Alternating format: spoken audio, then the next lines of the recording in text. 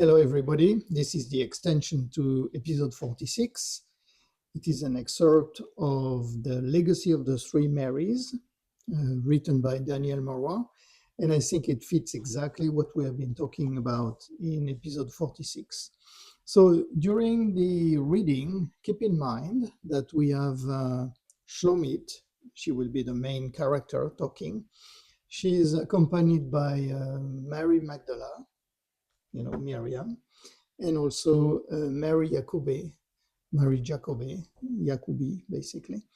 And those three are on a deserted beach in what will become later on the Sainte Mary's de la Mer in the south of France, near the Camargue region. It was Simon from the master's village who one day gave me the exclamation while we were walking in the fields of blue flowering linen plants. You're right, Schlomit. There are arrivals and departures, promises and discouragement, oath, and then kinds of little betrayals. I believe it will always be like that. Do you know why it is moving so fast? It is because the fire is alive. It is because it inevitably attracts but a few of those who can bear the risk of being burned out by it. And then also look, watch us walk. Simon then pointed to our small group, about 40 people stretched along the path all around the master. What do you see? I understand what he was trying to show me. I only saw silhouettes, all different from each other, sometimes surprising. They formed a new family, even though it was moving like water. Can't you see the number of women walking around the rabbi? Soon they will be more numerous than the men. This is what is scary. It is all that is said about the master because of their presence. Didn't you hear anything? No, I hadn't heard anything. Of course, I had hardly been more than 2 months, but it was mostly, I realized this today, because anything that came from someone other than the master could not hold my attention. Well, you see, Shlomit, many say that a rabbi who attracts and accepts so many women around him is untrustworthy and arguably has impure intentions. You must know that too many messy things are being said. They are constantly hovering over his head and ours, of course. This is what worries and scares people too, behind his words. Is that all? I remember tossing out those words with a slight hint of defiance, as if to say I found it ridiculous and it didn't impress me. Simon smirked at me and only replied, "You have changed, Schlomit." It was true, I had changed. Too quickly, no doubt. Still, the same evening, my head nestled under my blanket at the bottom of the sheepfold. Simon's words came back to me. Fear brushed me then, and I could not sleep for part of the night, tormented by doubt. The old beliefs of my past sought to rise to the surface. Perhaps it was right, after all, that we women did not have to discuss either the texts or the things of the Spirit. Our tradition was old and certainly just. So how come one man like him could question our traditional laws and make fun of their foundations? Yes, why all these women? Couldn't there be some truth to what apparently was being peddled? After all, it was possible that I was just captivated by the charm of the rabbi, like a number of other women were. He knew how to talk, he knew how to look, and with the rest, he knew how to break the ice by joking a little. I didn't know if I should thank or curse Simon for talking to me like this about what was being said. In the middle of the night, I started shivering, and a fever took hold of me, as intense as it was brief.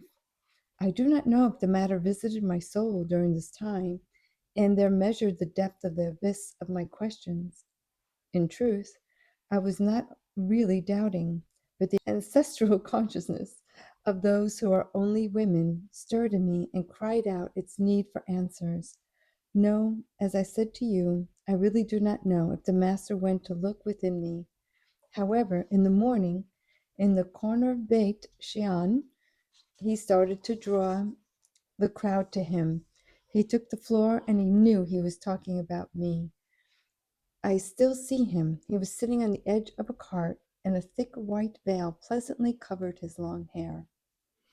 I'm told I have a soft spot for women. The crowd immediately burst into laughter, but he didn't seem to be joking. I have a soft spot for women? Oh, yes, I do, my friends, but certainly not what bad tongues suggest. Yes, I tell you, I love women for what men are not, or are so rarely. I love women because they are meant to be the cup into which my Father's wine is easily poured. The heart of a woman who knows how to be a woman is a receptacle, you see. It is made to receive the forces of what is said to be invisible, inaudible, but which in truth turn out to be the eternal scripture and language. The woman who knows how to be a real woman knows above all to listen. She manages to recognize the presence in the heart of the desert as surely as the absence in the middle of a crowd. She recognizes the perfume of truth and the odor of lies, the power of fragility and the weakness of strength. Her crown is the one of sensibility, her scepter the one of giving, and her foundation is called patience. You don't like those words, my friends. I hear you. So here are some more. He was an old man who once lived in Joppa. The Lord gave him only one son. When the hour came for him to leave this world, he called his son to entrust to him the land he possessed, which he had always developed well. My son, he said to him, I know you have become a merchant, but I am at the end of my time. Here is my land. Now it belongs to you. Take care of it and make it fruitful, so you can sell the crops and prosper.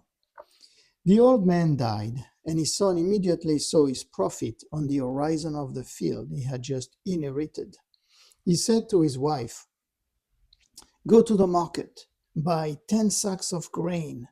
We will plant them and thus collect 100 sacks of wheat. The seeds will not grow, my husband, she replied. This woman had a sister. She wanted to give her opinion. Sell the land instead, so you will get an immediate profit, the sister said. The man did not want to heed any advice and had wheat planted as he wanted. Alas, no seeds germinated and there was no harvest. I don't know why, said his wife. I warned you, but you didn't want to listen to me. How would a woman know the fields better than a man? He replied. It's your sister I should have listened to. I will sell the land and get a good price for it easily and without risk. Soon it was done. When the time for the next harvest approached, it happened that the man passed with his mule in front of the field he had sold. It was covered with a magnificent blue carpet. He then saw the peasant to whom he had ceded the land. What magic did you use? He asked him. There were only a few sterile acres there. Go see your wife, replied the peasant. She knows. Back at home, the man, very unhappy, immediately questioned his wife. How did you know? Give me the secret of what makes one smile and the other wince. The secret, my husband, she confided to him, is the listening. It is looking. If you had listened and looked at your land, you wouldn't have fought against it. You would have understood that it was asking you for flax and not for wheat. You would have known that it is by respecting it that you know abundance. The man learned the lesson and realized that his wife was not just his woman, but first and foremost a spouse. So are the things that our fathers sowed in this world. My friends, he whose heart has ears to hear, the just breath of life and eyes to capture its true colors, is like this woman. This was not only a true woman, but also the bride of this world. So I'm telling you, my friends, those women you despise who follow my footsteps are like the wife in Joppa. Understand that the people who know how to feel what is, I call them the sons and daughters of life. The ones who run to my word try to listen to the heartbeat of the world. Learn to recognize and respect the signs, because my Father is hiding among them. Embrace the silences, revealing the words of love. Happy is the one who has the humility of the fragile, because he forges the keys of mightiness for himself. So let the woman come to me, the wives of this world, for it is through them that you will give birth to yourself. After he said these words, the master observed the crowd for a long time. I remembered the stupid looks of some, of the bewildered smiles of others, and a few shrugging their shoulders. There was only one man who then spoke. It was the one who, I believe, was selling pieces of sheep in a back alley. Do you want to tell us, Rabbi, that it is women who must teach us how to live? A few smirks could be seen here and there. Do you remember, Miriam? I'm only saying that there is a wisdom in the woman that the man must welcome within him before his world dries up and appears to him to be sterile. The writings do not teach us this, so I have come to tell you. I still have in me the image of the few raised fists that these words immediately aroused. There were dozens of protests. Then the crowd broke up, and a good part of those who were then dispersed into a general hubbub. I saw Eleazar try to stop some of them to explain what he thought he understood, which would not have frightened them, but the master immediately reminded him of something by speaking to him. If you sow, do you expect to harvest in the next hour? For my part, know that I am not yet sowing. I plow my land. If you cast your net in the water, do you expect good fishing by removing it immediately? Look at me. What am I doing? I have barely put my boat in the water. We walked away from Beit Shia, and under the gaze of a small Roman detachment, the centurion who was at its head had a smirk, and I wondered, dwelling on their endless rudeness, if there was not a mistake somewhere, if we were in the same world. What was I doing there, on the whole? And I had known a rather peaceful life by the lake, and then, suddenly, I had started to walk in all weathers just because there was a thirst in me that I could not manage, just because I had met the gaze of a man who was like a source. Could it be that from this source a torrent would be born in which I would end up, along with a few others, drowning myself? I no longer remember if I did everything to provoke this moment with the master, or if he opened it somewhere in a discreet space in order to tell me what I had to hear. I was sitting on my heels when he came and sat in front of me. I hear you think, Schlomit. Can you say the words that run through you? Oh, Rabbi, how do you do all of this? My question is quite naive, isn't it? Naivety is not a fault. It often allows you to get straight to the point. In truth, I have no secrets to conceal or to reveal. I only let life pass through me, without reserve, without a fight to lead. Life is my father just as much as my mother. It is the male and female force by which everything is created and recreated at every moment. Life is what makes me man and woman in the bottom of my heart. When I speak, it is the man who speaks. When I treat, it is the woman who heals. Do you understand? Often It's both at the same time. You are all destined to become that way. It is written in you. This marriage with life, this marriage of the life in you, it is your background. Even if you do everything to run away from it, it constantly draws you to it because there is no other way out, no other answer to the call for help from your existences. But you see, before being a man and a woman altogether, you must still learn to become fully man or fully woman. That is to say, to accept their strengths and weaknesses, to finally empower them. You now have to learn to be like Joppa's wife, a bride of life. You already have a heart to understand and love, hands to heal.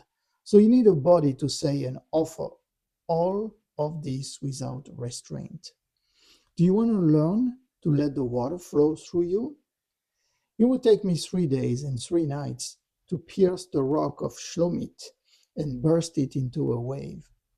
Do you give them to me?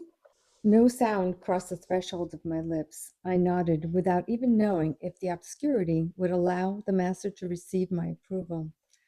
I did not know what could await me, but I offered myself entirely to what he had hoped for me.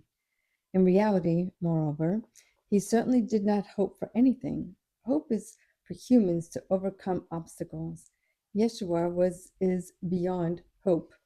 So I nodded because I knew it had to be that way. After my rebirth, I would have to grow. Was it that, or maybe I was falling asleep again? You know, when one step doesn't call for another, it's like you haven't really accomplished it.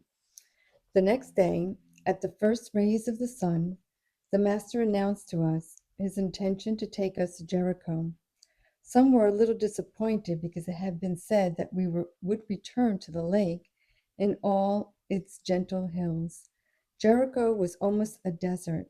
As for me, its name signified a brief but painful episode from my youth. I had to accept it. My concern did not last anyway. The next day, at the end of the day, we arrived near the city, and Yeshua gathered us on the edge of the river that we had long walked along and that leads to the Salt Lake. He announced that we would split the two groups. The first, made up of the most of us, would go directly to Jericho to prepare for his arrival there. The second, of which I was a part, would only be made up of poor people. He would lead to small shelters in order to help them, according to his words, pray better. There were, of course, a few sighs of disappointment. Why there seemed to be privileged persons in the group. I saw that even the oldest of us could behave like children. We were humanity limping on the trail. I don't know how I myself would have reacted if the masters sent me directly to Jericho, but one thing is certain. Being singled out in this way as needing to learn how to pray better made me feel uncomfortable. My need for discretion was exposed, and I wondered which narrow door I was going to have to go through.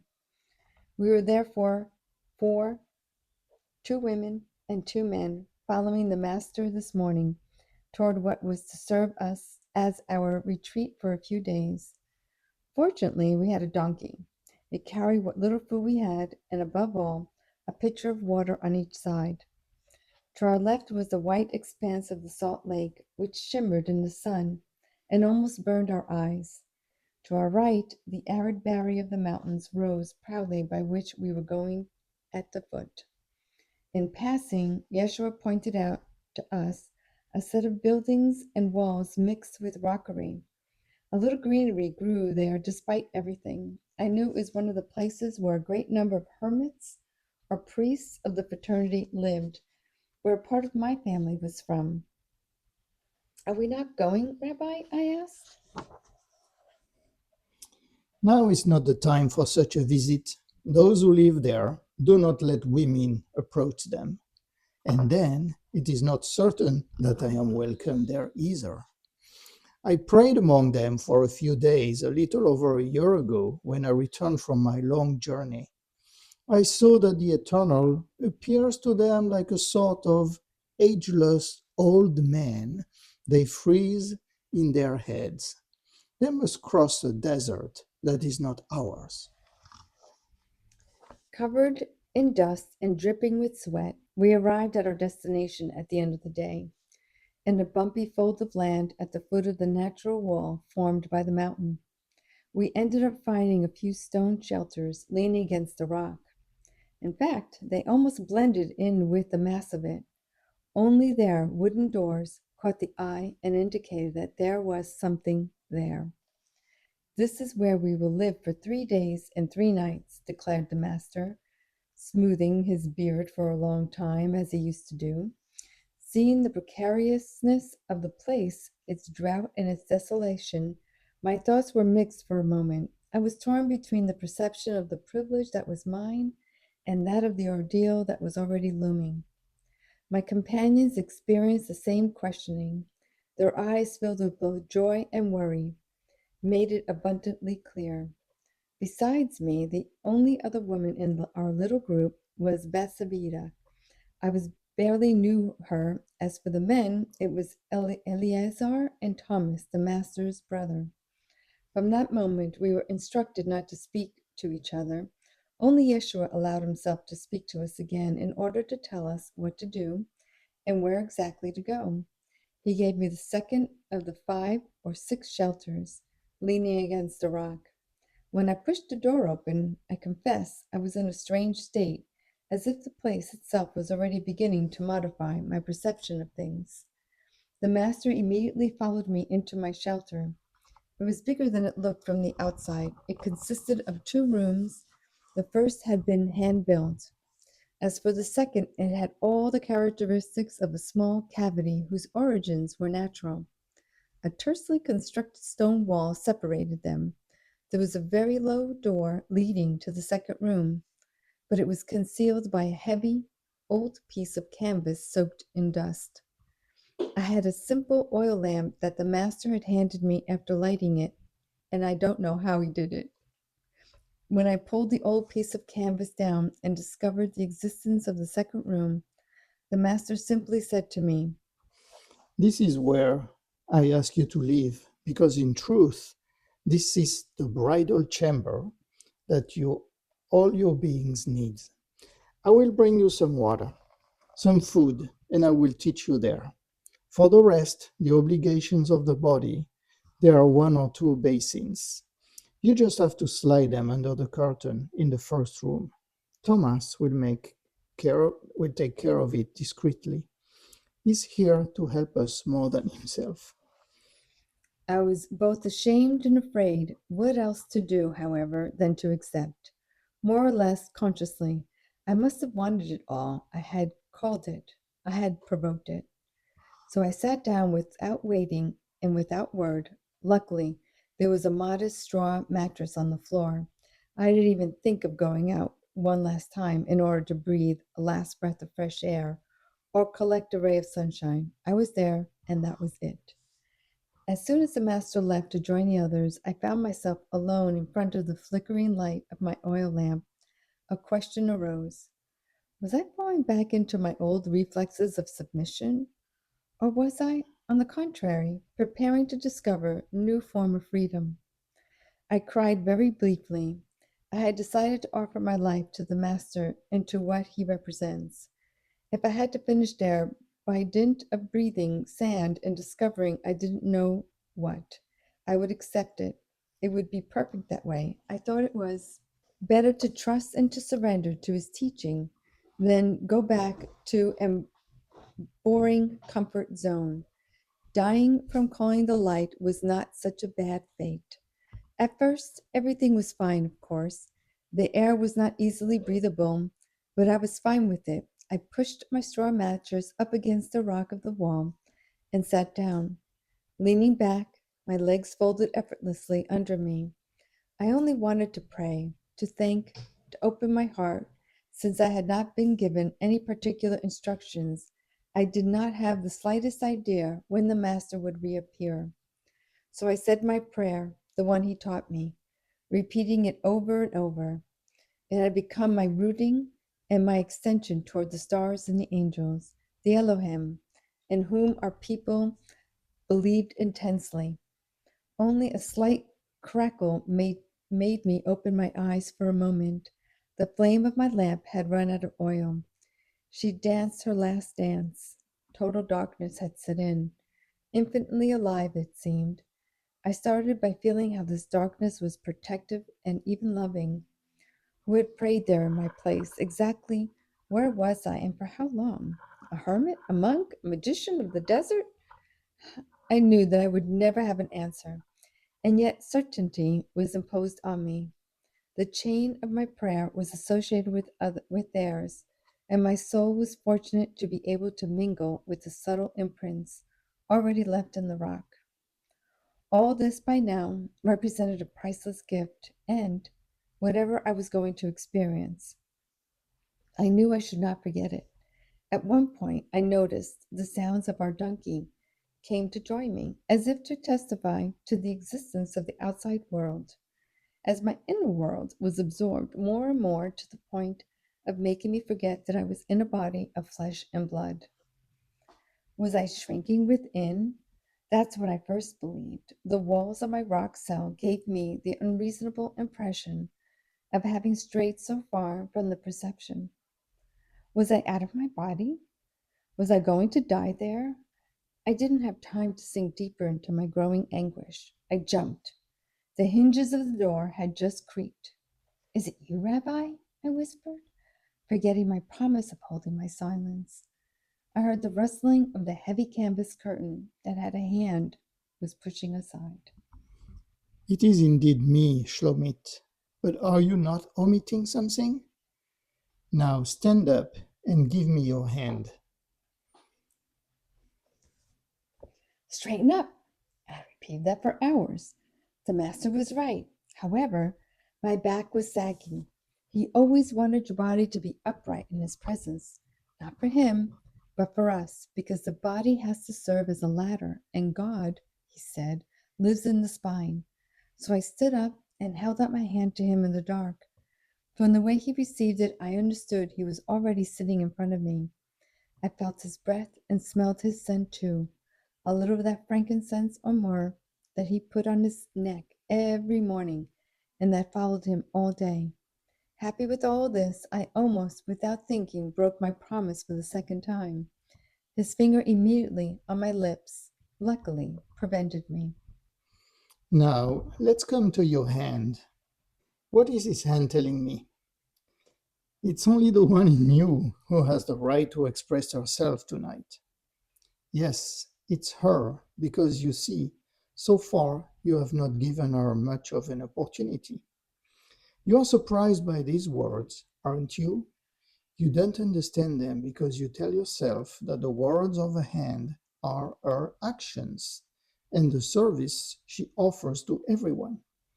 You do not understand them because you say that you have worked a lot, maintained your home more than necessary, spun wool, sometimes stitched up nets, and even patiently created oils and perfumes. I know all that, and I know the value. Still, you see, Shlomit, when I listen to them right now, your hands are telling me that there is one thing they cannot do. They tell me they don't really know how to love yet. They don't know how to do it. They know how to act, yes, but not completely how to be. You jump, my little sister. You stiffen up. You find that it is not fair, and that on the contrary, this hand that I hold in mine wanted to love very much. Yes, it is true, she wanted it, but only daring half of what is written in her. She certainly wanted to give, but she remained tense. She was hoping to receive too, but could not help pretending. No need for light for you to see while I am checking your hands. You are in my eyes, and you know I'm telling the truth. You know that you have to go further than the new woman already recognizing you and whom I greet. A hand is not only made to work and serve, it also exists to call love and express it in all its aspects. The hand is one of the most beautiful works of my father, of your father. Yours is sobbing. and that's why I came to console her. Each of her fingers is the chapter of a book, and this book is the body that shelters your soul, which you have still not recognized as honorable. Do you feel this body at this moment, outside of everything? I do not believe you do. You know it is here, and you keep telling yourself that it is more annoying than anything else. You still keep thinking your body is dirty, although you have started to accept the idea of respecting it. But respect is not love, you see. It is only the first steps. A timid stammering. Would you stop there? I shook my head no. I had no doubt that Yeshua would receive my sign. That's good. So I'm going to teach you to pray better. That is to say, to pray with all your body, all that comprises it, all of its senses. Because the senses, my little sister, are not only the steps of a staircase that indicate to us the direction of this world, they are also windows open to the above, toward the almighty power of the eternal. You do not suspect the masters who hide in the prayers. Without adding anything more, Yeshua then took my hand in his in a different way. He placed it in the hollow, palm up, like a cup. Then he touched the ends of my fingers with the fingers of his own hand for a long time, as if his in contact with mine were trying to breathe a wave of freshness into them. I instantly, my back was traversed by a violent tremor that then reverberated in my whole body. It is not coldness that you feel. On the contrary, it is small ice crystals that are melting. Be very attentive now to what is going to happen. Let yourself be guided and experience it.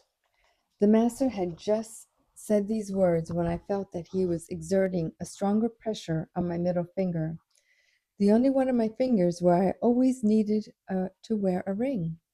The same shock as before reached me, with the only difference being that it went to lodge like an arrow at the extreme base of my body. I think I jumped. Even today, I cannot say whether it was because of the pain or the surprise. I did everything not to let out a cry. Quickly, however, the feeling of shock and coldness turned into an incredible heat. It was a comforting warmth, a kind of tender fire that gradually invaded the whole of my being. It was a loving force, my friends. I had never known this, and if it all had ended there, I would have already been infinitely grateful for it. However, I tell you, what Yeshua wanted me to experience was only just the beginning. When the heat finished filling me, another event occurred in me, much milder than this one. It seemed to me that I was passing through a wall. I do not know exactly, and that all the perfumes in the world were coming one after another to slip between the fibers of the fabric of my soul. There were some that I knew, which were those of the herbs and flowers of my childhood, those of orange trees and jasmine, or 100 others still coming up from the lake or from the wool of sheep. But there were, above all, so many others that I could not identify, that transported me with happiness. It was so good, so alive. They opened up an unknown space to me. They taught me a new language, although at the same time surprisingly familiar. Yes, I knew this language. Why then had I buried her in the most secret space of my being? It was not only my soul that rediscovered her, but my whole body. I was exulting Miriam and Jacob. I was exulting. Do you understand that? It is so difficult for me to describe this. The truth is that the perception of my body had by no means disappeared at the heart of it all. Quite the contrary. Each part of my skin breathed in the thousand scents of creation. My flesh was an open door to an ecstasy I had never imagined could exist. For the first time, I had the feeling that my body was living, that it received everything and could love everything without hesitation. How could anyone suffer within a universe where the soul of every element smelled so good? Was it therefore the Eternal who, in his most unexpected extension, spoke to my body and made it exist? This blossoming of my being lasted a very long time, it seemed to me. I couldn't move, but I could hear myself breathing. I felt alive and open like never before. I was there present in my body, in the metamorphosis, when I felt the Master gently place my hand on the ground. Get up, lift the canvas curtain, and then go away. I came back from this state in the same way that one returns from a dream that is too beautiful. Slowly, gradually, and with regret. It must have been very late at night, or maybe it was already dawn. I had no idea, and I didn't care because it didn't mean anything anymore. I remember having the will to search the darkness of my gaze in order to guess the contours of the limbs of my body. For a while I was sure I perceived them. They appeared to me covered with a fine dust of light, gorged with a life they had until then refused. So, I started to touch everything I could find around me and on me: my straw mattress, the sand on the floor, my fraying dress, the rough soles of my feet, my hair. Everything seemed to be alive. Everything. Even my most intimate reality, the one I had left for dead. There was an eternity of it somewhere in my childhood in the back of the outhouse. Finally, I started to pray again. I resumed my prayer, always the same, tirelessly and happily. It seemed to me the broad daylight had made its bed in me, and that from now on it could never leave me again. Was it for this that the Master had called this hollow in the rock a bridal chamber? I was still in this perception of myself and the world when the door to the outside creaked again. Not a word. I heard nothing more than the scraping on the ground of a dish that was slipped under the canvas curtain. It must have been Thomas bringing me some food. As I felt no hunger, I continued to pray. That was all I wanted, to stay there, without anything else except possibly the return of the Master. This moment was fortunately not long, since a certain reality gradually resurfaced. I did not know what to do with my legs becoming heavier, and especially my breathing beginning to weigh me down. Neither did he. The Master would say anything when he entered.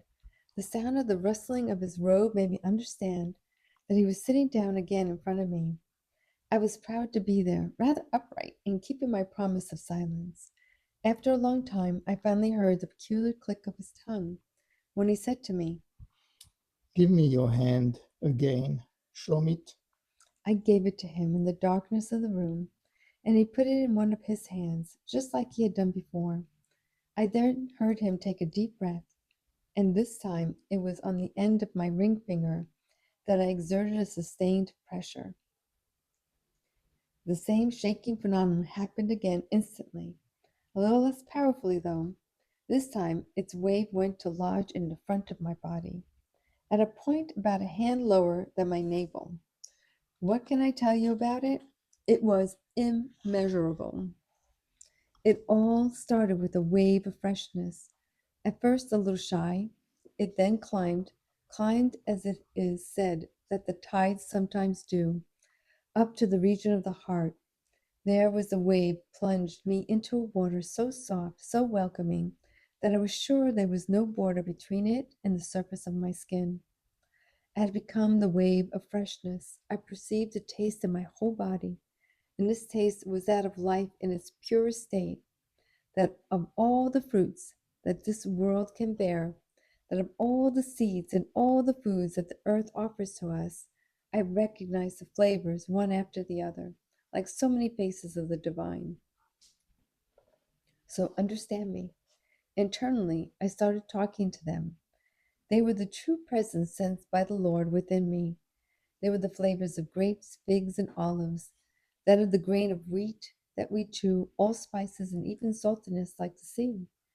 I said to them, why did I take so long to know you?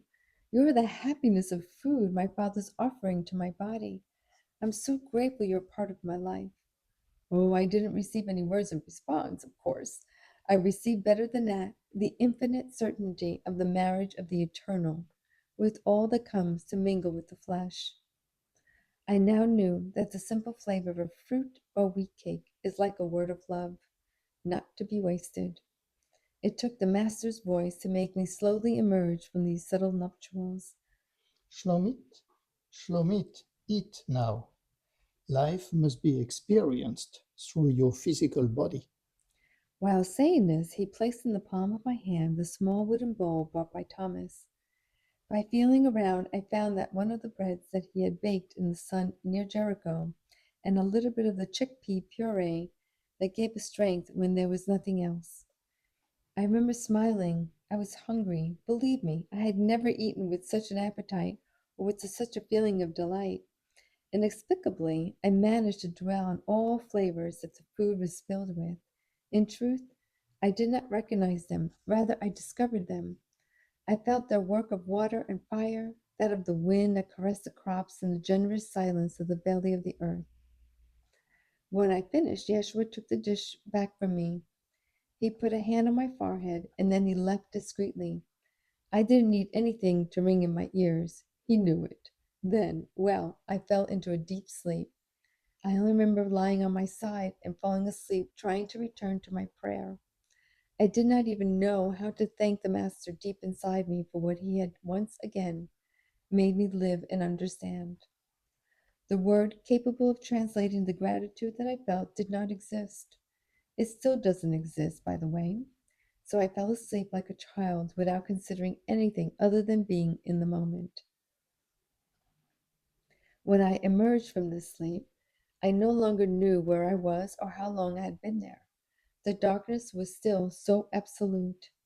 There was little more than my straw mattress and the rock to bring me back to what I was living. Very quickly, I found myself with a burst of sun lovingly planted in my soul as my body crawled with life. As I was still hungry for prayer, I found mine by straightening up. Time ticked by, and in the middle of the round of words that passed, I began to review scenes from my past. They came to visit me spontaneously without passion, like scrolls of writing foreign to me that I would have discovered somewhere in an old forgotten temple.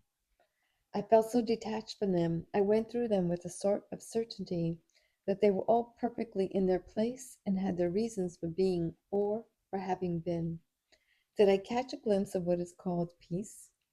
All these visions gradually ceased. I began to feel tingling all over my body. My skin started to burn everywhere at once, to the point that it became unbearable for me. I did not understand what was happening. Me, who had just found such a beautiful peace.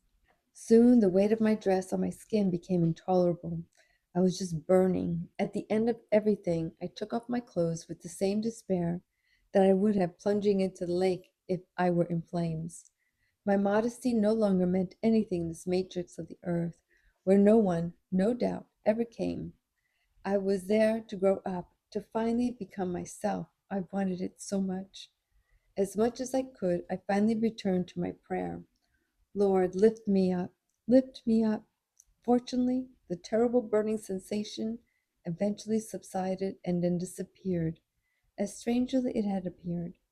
I immediately looked for my dress in the dark, but I did not find it, so panic took hold of me at the mere idea of the master who would eventually return.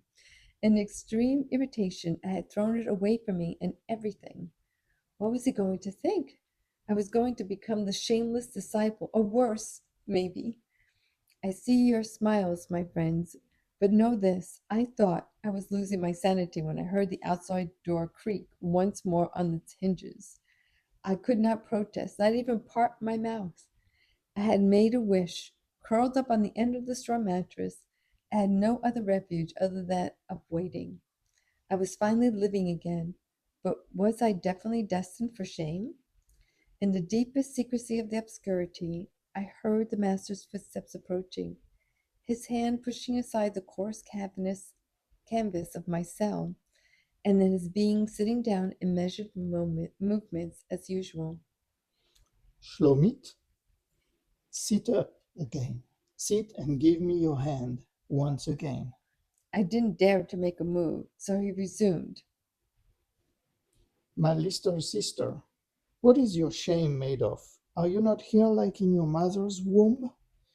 You wanted so much to be reborn, to grow, and to offer your being a regenerated body that looks more like you.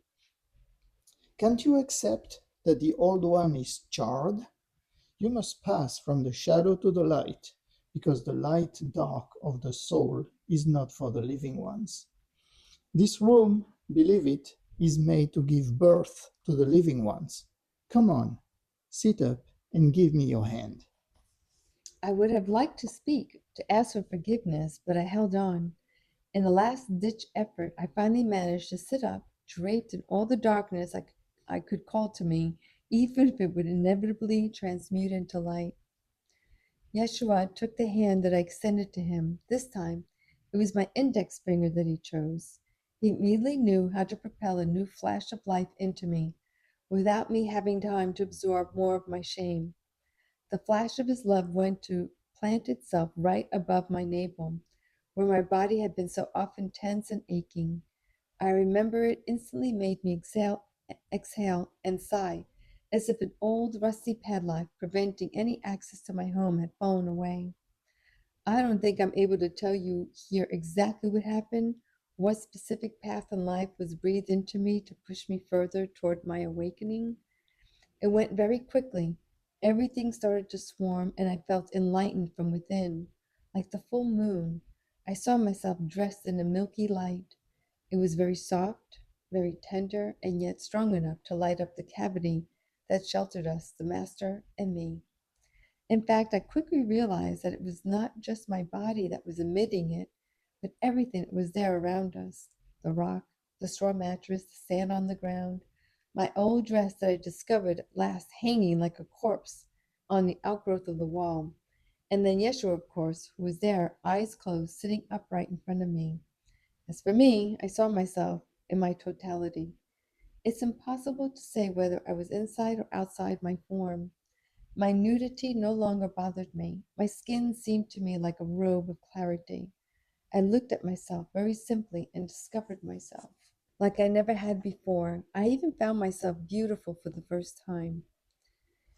In truth, know it, I did not really see myself with my eyes. My inner eye was exploring every part of my body, piercing the essence of things within my, discovering the divine essence in every cell of my body. It was a silent wonder. A thought came to me, and it's engraved in my soul forever. It made me breathe light until this healing process ended. Nothing exists, but everything is, and everything is because my Father discreetly sings wholeness into it all. When the state came to an end, Yeshua had once again disappeared. I was alone and stunned. Could it be that the soul breathes so much that it gets drunk? Could it be that the long night from which mine came out and turned into an endless day? Maybe it wasn't all human. I meant not livable for a human, and I was going to have to die. I didn't care. To die while being reborn, to die in full bloom. This was insanely beautiful. So it was true. My body and all of its senses were there. They could sing the same song of my soul. They had the right and also the duty. They just needed the right musicians to help them remember and get out of their numbness. I confess to you, my sisters, I did not think for a single moment of putting on my dress again. My dress was fine where it was. I felt so released from my mundane limitations that I allowed myself to move my hands around my legs, my stomach, and my chest. I had never thought of doing this before. They were not dirty as I had thought. They were simple and crystal clear, like Galilee's nature that I loved so much. I finally fell asleep like that, absolutely in my body, a body that I felt was going on endlessly. Did the master come back to see you afterward? I can hardly imagine what more you could live, Salome. Jacoby was grabbed my hand and is looking for the ring that has never left my finger. Her voice is loaded with emotion. This is it, isn't it? It was through him that it all began. Yes, during those 3 days and those 3 nights, I understood that each of our fingers is connected to one of these wheels of fire that we all carry within us. Whoever knows the secret of love can activate the keys. Indeed, despite everything I had just experienced, which would have been enough to fill me up 1,000 times, the master came back to visit me.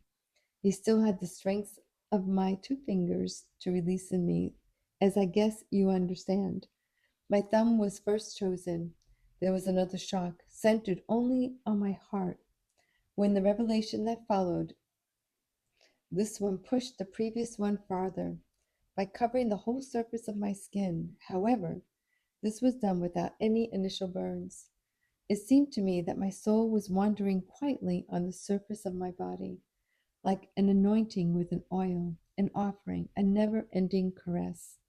In return, I experienced a real kiss from my skin to my soul, something infinite too, an indescribable sensation.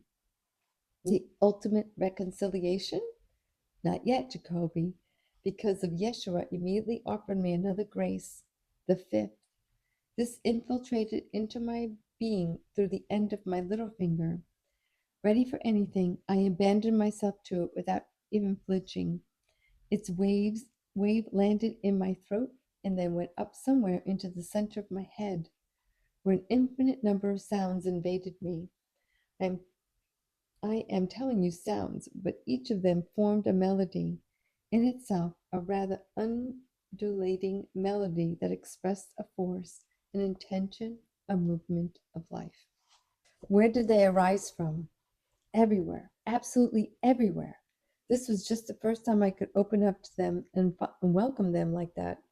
They became so powerful at one point that I had to open my eyes. It was almost too beautiful, too big. Do you know how immense, overwhelming, moving a celestial song can be?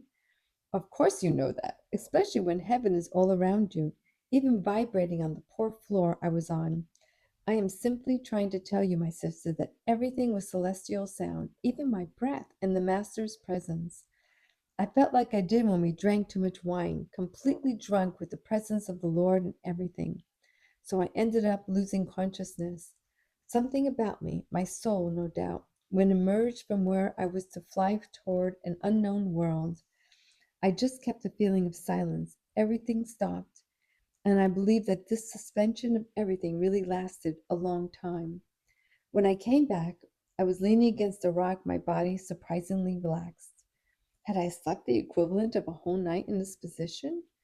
Yeshua was still there, sitting in the same place. I noticed him when I tried to extend one leg. Rabbi? I said spontaneously, surprised by my familiarity and the singular timbre of my voice. Immediately his finger came to rest on my lips. I bowed. Discipline was required to complete his teaching. I had to remain silent until the end. I closed my eyes, but I had the light behind my eyeballs in the center of me.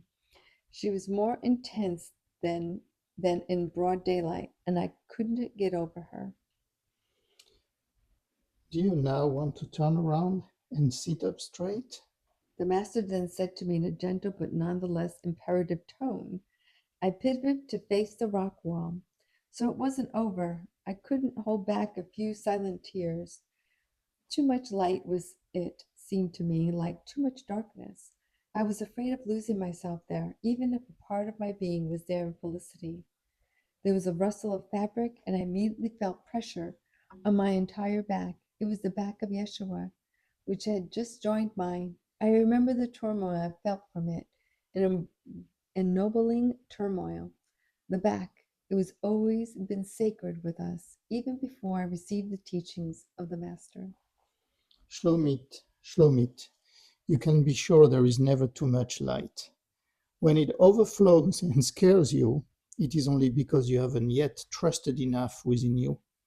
For this reason, you see, when truth comes to visit humanity, the part of humans who are not yet ready rejects it. Fear is always the border and commands the thousand deaths of existence. Do you want to continue in this direction? I know you do not, and that is why I suggest you trust the light. The light is a fruit of a tree that takes root in the heart of my Father. The wisdom of this tree expands with two principles. Its roots and foliage are similar, while its trunk has a dualistic nature, with male and female principles. The male part of the trunk is nurtured by heaven, and the female part by the earth. When humans experience pain and boredom, it is like the two essential components of the tree being cut apart. The roots, the trunk, and the branches bring nourishment to each other as a whole system. Their unity expresses life as below, the roots, and above, the branches. And these are interchangeable so life can expand. Do you want to keep ignoring a part of yourself, Schlomit? I know you do not. To get out of boredom and suffering, you must first recognize the need for the trunk that makes your mask and flesh in this world. That is why I tell you to call the nuptials within you so that they were no longer in being consumed. Receive and become the woman in her essence. Be the earth and honor your flesh if you aspire to unite with heaven. The spirit only supports the body if the body is at peace with the earth. The sensitivity of the soul in their meeting point. Never forget it. Contrary to what you have always believed, the senses are not only from the kingdom of the body, they first proceed from the soul. I can tell you that there are a bridge between the dense and the subtle, a language that we can speak well or badly, but must strive to learn how to express with dignity at any given moment. They are my Father's song of love to all life in motion. Oh, I know, my little sister. I know what you heard, what you were sometimes told, and also what you wanted to understand. It is the story of a border you have done everything to make exist, but that, in truth, does not exist. Some men and women still maintain a clear separation of their feelings in sex and love. It is the fruit of ignorance and blindness. This attitude, belongs to an ancient animal memory that has not yet been released from this world.